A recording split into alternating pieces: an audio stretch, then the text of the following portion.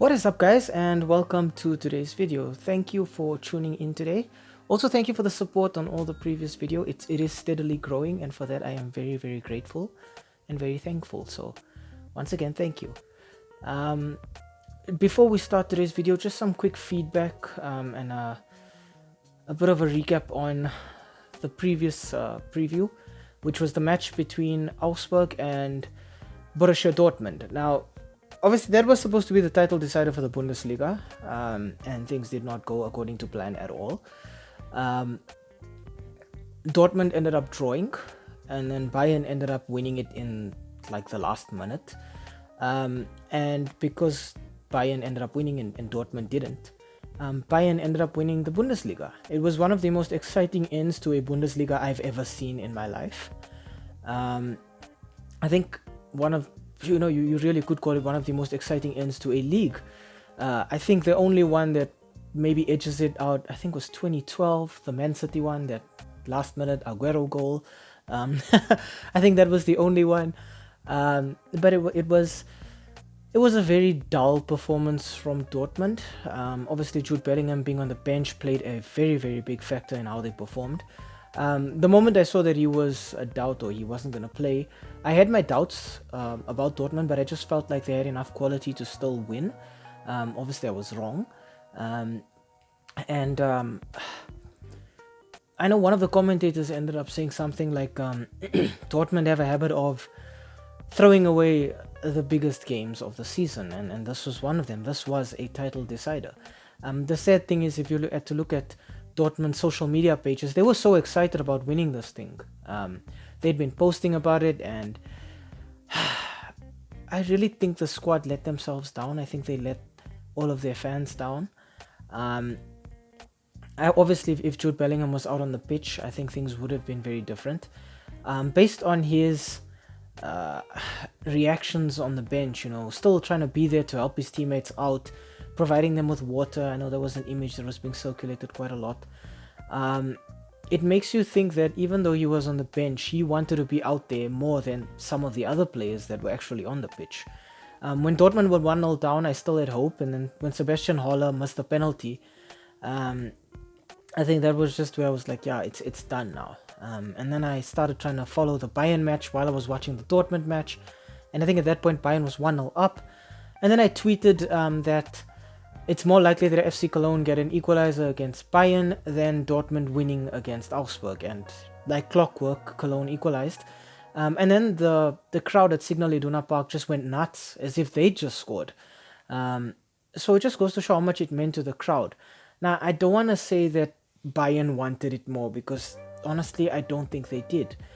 Honestly, I think, okay, Bayern can be happy that they won it, because I think a lot of Bayern fans and a lot of Bayern players probably felt like they threw the league away in that 2-week period where they were knocked out of the German Cup against Freiburg, and they were knocked out of the Champions League against Manchester City, and they somehow managed to salvage the Bundesliga now towards the end. But they could have been in a much stronger position. They just put themselves where they were in a position where they had to fight until literally the dying minutes of the season. But I think there's a lot to learn from this. Firstly, don't count your chickens before they hatch. Dortmund went out and they were celebrating as if they'd already won the league. The players were playing as if they'd already won the league, and they didn't. They let it slip. They were like that kind of marathon runner who runs and thinks that he's just got a few meters to go, and then he starts walking, and all of a sudden the person who's second runs past him, and yeah, that was basically Dortmund. The second lesson I think that we can learn from this is never give up. Bayern have been on the other end of losing out on a trophy in the dying seconds, their Champions League final against Manchester United in 1999, but this time they were on the winning side. They fought right up until the last minute. And thanks to Jamal Musiala, they managed to wrap up the Bundesliga. So well done to Bayern on that. I also don't want to say that Bayern wanted it more, because I don't think they did, honestly. Judging from how Bayern played this season, I think they were uninspired. I just think that Dortmund didn't want it enough. Dortmund played hard, they worked hard, and they threw it away. And I think that's the most disappointing part of it all, is that Dortmund was so close, and they just let it slip through their fingers. I was so disappointed by that result that I didn't even watch the match between AC Milan and Juventus over the weekend because I was just in total shock. But yeah, that's it for our recap. Today's video we'll be looking at a preview and prediction on the Europa League Final between Sevilla and AS Roma. I think the match will be in Budapest. So I think it's gonna be a pretty interesting one to watch. What I like about the Europa League is it's always end-to-end stuff. Both teams are always attacking, and Sevilla are kind of like royalty in this competition. The Europa League is to Sevilla what the Champions League has been to Real Madrid in the last few years. It's basically their competition. But they come up against a Roma squad that is looking pretty fierce, pretty dogged and pretty determined. And with somebody like Jose Mourinho at the helm, they have a coach who knows exactly how to win trophies. So let's get into it.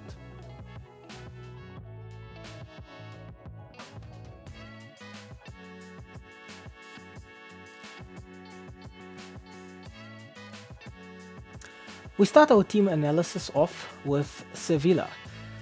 In their last 5 games, Sevilla have 2 wins, 2 draws and a loss. That loss was actually their last game. I think it was against Real Madrid. So yeah, they don't come into this with the best form. But in terms of qualifying, Sevilla dumped out Italian juggernaut Juventus to get here. The first leg ended 1-1 in Turin. And Nasiri got the opener in the 26th minute. Sevilla was attacking on the counter. The ball came in from the right wing. And he just managed to slot it past the keeper. It was a really good goal, a really efficient goal. I think that's kind of what Sevilla is known for these days. It's just being really quick and really efficient when they have the ball. But then unfortunately for them, the Italians got an equalizer in, I think it was like 7 minutes of injury time. Federico Gatti got the ball from a corner, and the ball just kind of bounced around in the box before getting to him, and then he headed it into the back of the net. But I think it was Milik who was there with him, literally shoulder to shoulder. So if Gatti didn't get it, then Juve was definitely getting the equalizer there. And then onto the second leg in Sevilla, it was a much more exciting affair.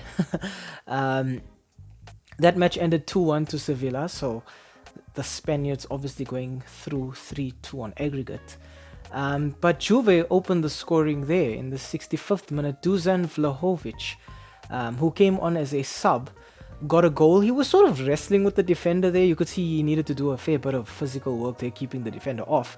But it was a good finish with his left boot, and it gave Juve quite a bit of hope there. And then in the 71st minute, Suso with probably, I think, one of the best goals of the tournament. I think Lamela was involved there as well.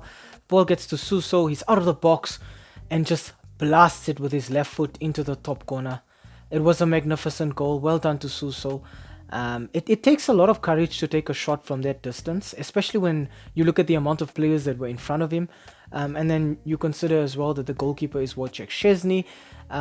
But Suso had the guts to do it, and because of that goal, the match ended up going to extra time. And in the 95th minute, so we're looking at like what, 5 minutes into extra time, Eric Lamela got the winner for Sevilla. The ball is crossed in from the left wing, and Lamela headed it into the back of the net. And it's a weird one because Lamela doesn't usually score with his head.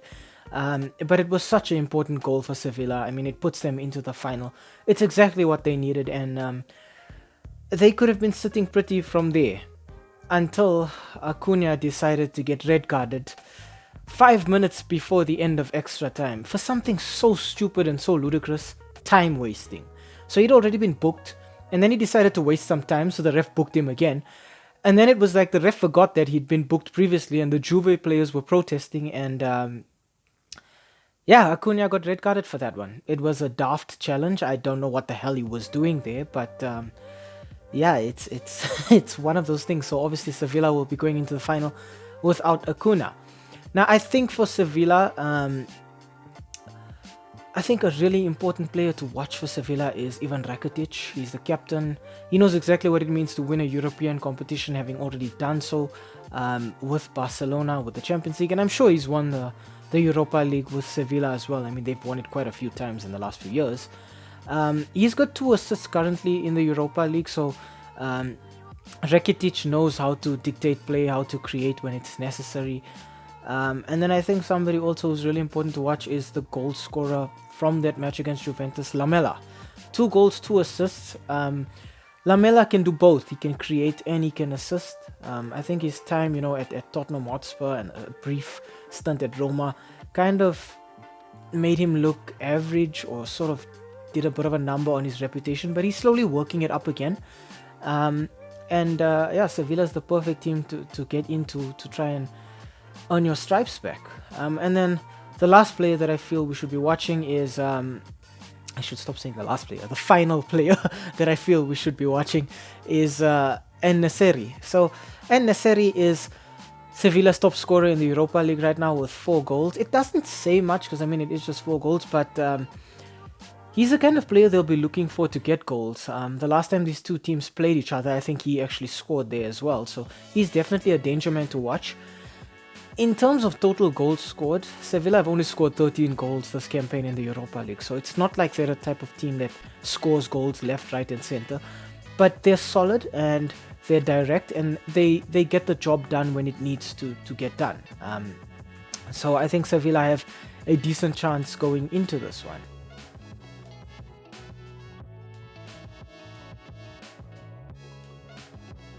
Roma is slightly different. Their last 5 have ended in 1 win, 3 draws and a loss. Their last match was also a loss. I think it was to Fiorentina. So both of the teams in this final are coming off a loss and not really that great records. But anyway, Roma made it to the final by beating Bayer Leverkusen. The first leg ended 1-0 in Rome, courtesy of a 63rd minute goal from Bove. It was a weird shot. Roma were attacking on the counter, which is something that Roma do really, really well when you consider their players.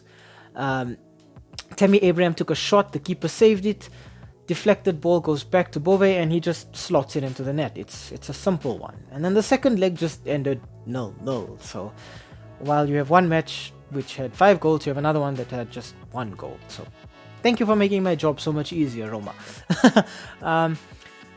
But I think Roma have a little bit more to offer in terms of going forward and in terms of potential.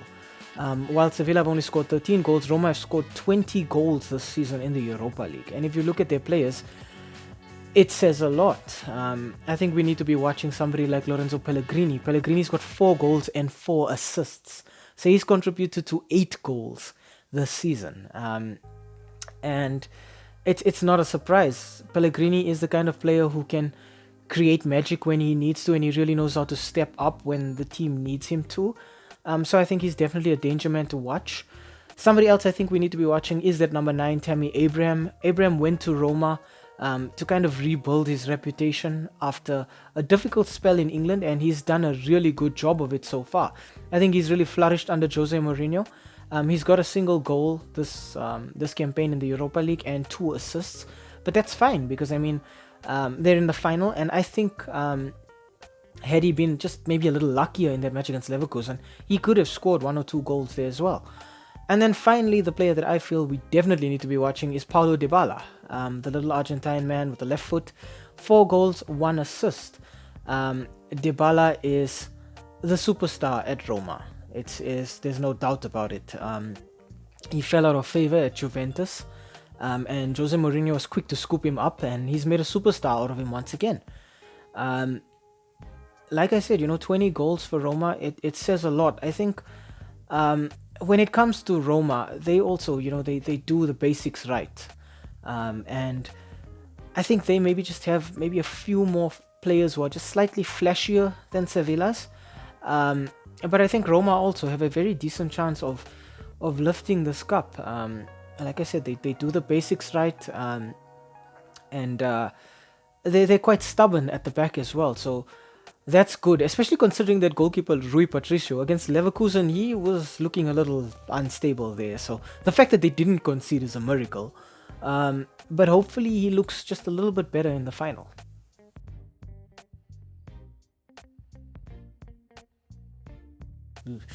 Okay, and on to the bit that everybody's here for, the verdict. It's a difficult one to call, I'm not gonna lie, because there haven't been that many meetings between these two sides. I think it's 4 meetings, but I think like only one of them has been competitive, which is pretty sad. And even that one was played at a neutral venue, so yeah. But Sevilla ended up winning that one 2-0.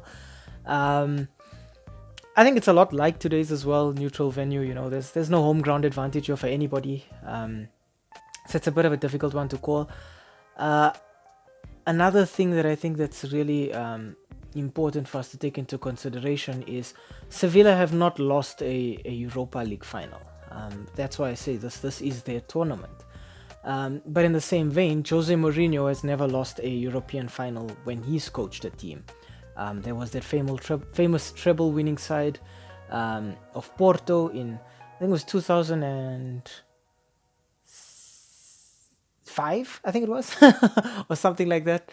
2007, somewhere along the lines there, Porto, you know, yeah, doing the most.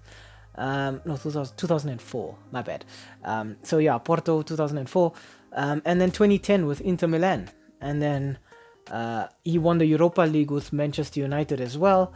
And then he won the Conference League with Roma last season. So I think for Roma, it's just an upward trajectory since Jose Mourinho has taken charge of them. I mean, imagine winning the Conference League last season. You could be winning the Europa League this season. Hell, you know, they can dream and maybe think that they can win the Champions League next season. It is possible. I mean, Chelsea's won it twice and they didn't have a particularly good squad. They just did the basics right. And that's exactly what I feel Roma do, is they stick to the basics. It's going to be an end-to-end game here because neither one of these teams is the kind of team that wants to keep the ball, dictate possession, you know, control the game. That's not Sevilla's style. Sevilla is definitely a counter-attacking team, and it's not Mourinho's style. Mourinho's style is defend and attack hard. So I think Roma are going to edge this one out. That record of Sevilla's, they've come up against better opposition. No disrespect to Roma. I know Sevilla have played against, you know, Liverpool in a Champions League final. I think there was an Atletico Madrid as well. I'm not sure. But Sevilla have played against some really top teams. And they've still managed to come out on top. But I think the deciding factor is Jose Mourinho. He just brings a different kind of character to a squad altogether. He's got a different kind of work ethic. I know there was some news that I read earlier in the week where he banned his players from training because he demands that they rest before this final. Just goes to show how much he's prioritizing it in their season. So yeah, I think I'm gonna give this one to Roma actually. Scoreline, I think 2-1. I think Roma definitely concede here simply because I looked at the performance of Rui Patricio against Leverkusen and I just felt like, again, no disrespect to Leverkusen, but if Roma were playing against a team that had a bit more lethal attacking threat, they were in trouble. They were definitely in trouble. So yeah, I think Roma edged this one out. I think Dybala scores 1. I think Pellegrini either scores or assists. But yeah, I'm gonna give it 2-1 to Roma. Once again, guys, thank you for watching today. Don't forget to like, subscribe to the channel maybe if you manage to get this link from Twitter or from Instagram or any of the social media accounts. Please like that page, also follow that page. But most importantly, please comment on the video. You know, I really want to get everybody's input on this. I'd love to know about other people's opinions going into these matches. It's always good to have a variety of viewpoints. So yeah, guys, let's talk some football, and we hope to see you again, and stay safe out there. Thank you.